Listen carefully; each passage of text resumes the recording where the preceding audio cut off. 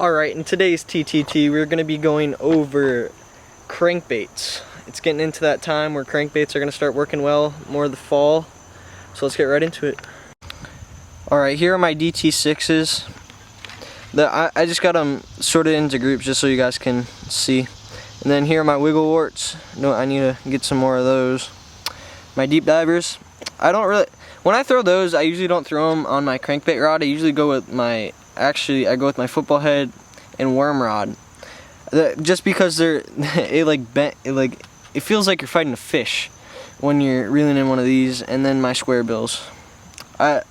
Square bills are what I usually throw in the wintertime, just because you reel them in slow, got that wider wobble, and then they bounce off the structure, and then that's usually what triggers the bite for the square bills, is bouncing it right off that log.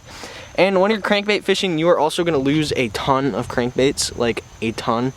Like if I had every crankbait that I purchased, I'd probably have 4 boxes full of them. Alright, for the first tip.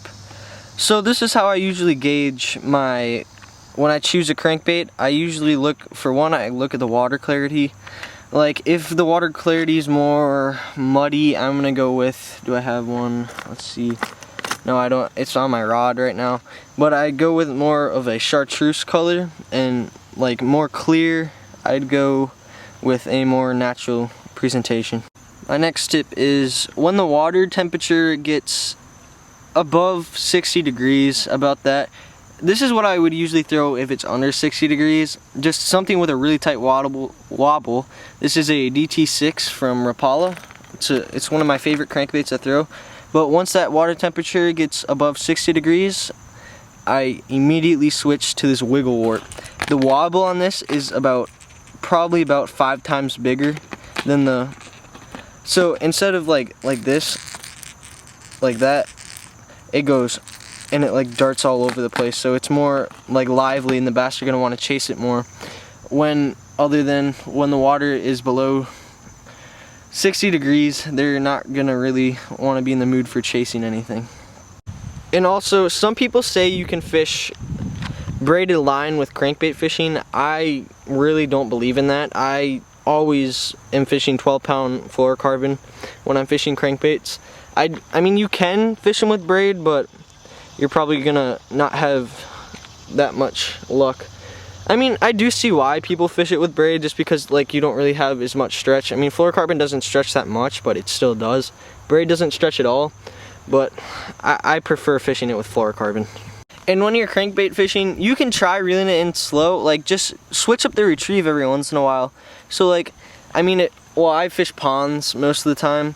So when I'm fishing this, I'll walk around the pond once, and if I don't get anything, then I'll speed it up and try to get more of a reaction strike, bring it right in front of their face, and I can usually get a reaction strike if I'm just twitching it and jerking it around, trying to get that reaction strike if they're not hitting it, just straight reeling it in.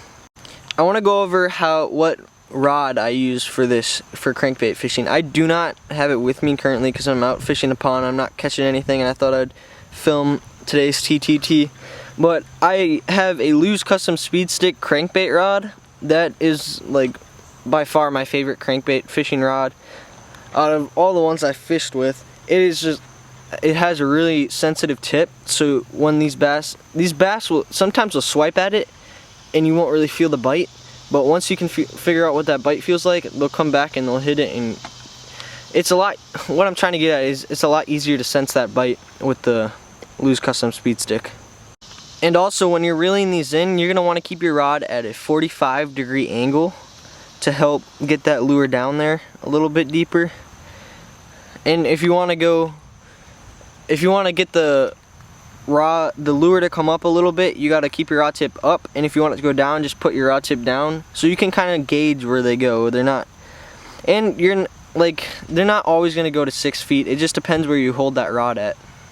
Alright, I already said this one time in this video, but it's so important, I gotta say it twice. When you're fishing these square bills or any of these, you're going to want to bounce them off any kind of structure you can find, because it slows it down and it stops it, and just the difference in that pattern really makes a difference on getting that strike. It's really important that you do that. I mean, you can straight reel them in too, but I mean, you're way more likely to get a bite.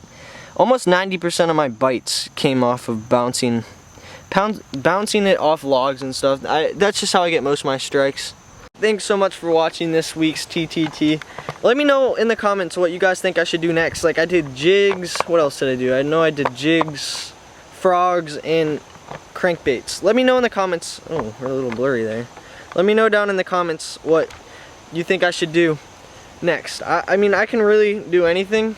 So just let me know down in the comments. And thanks so much for watching. If you're not subscribed, get subscribed. Turn on post notifications because we have a whole bunch of nice videos coming out. Another pond stocking video coming out soon. So you're going to want to stay subscribed for that. So thanks for watching. I already said that like 3 times, but see ya.